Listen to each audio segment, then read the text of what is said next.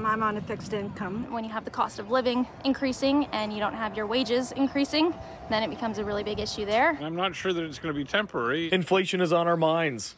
As we start to feel a sense of relief from the pandemic, many Canadians are feeling a little worried about an issue we haven't seriously faced in some time: inflation's impact on the cost of living.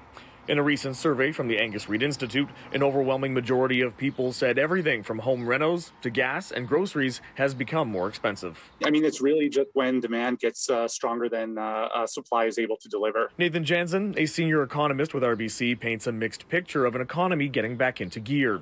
For a variety of goods, sellers are still facing supply chain issues, while at the same time, government pandemic income supports keep consumer demand propped up. Who do we find typically gets hit the hardest when we start to see that inflation pile up?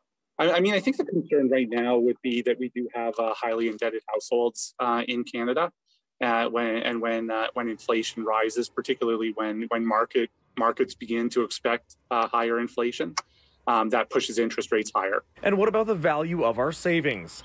Are we looking at a situation where money set aside for a rainy day suddenly isn't worth so much in an expensive world? I would think, the kind of really significant inflation that would really drive a significant erosion of those savings is kind of not at this point, I'd say, a base case market expectation. All these crazy prices went out of control. Meanwhile, Jebediah Haverkamp lives in the country outside the GTA. He's been renovating a trailer he bought last year and has plans to build a new deck. He says once work got underway, he experienced some sticker shock. We talk a lot about plywood pricing and what's the cost of a price of a sheet of plywood.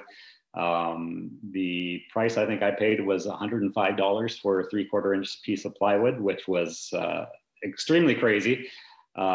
Typically, I've always heard $50 is a high price. So, I mean, double that was extreme. Are you getting nervous about building a deck?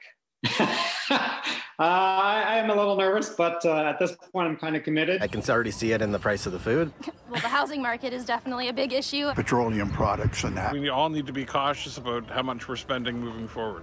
For those of us generally worried about making ends meet, Jansen says there may be some good news on the way too. So a lot of these inflation concerns are related to a strengthening economy.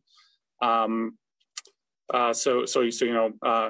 incomes are kind of expected to go up as well over the second half of this year. In Oakville, David Zura, City News.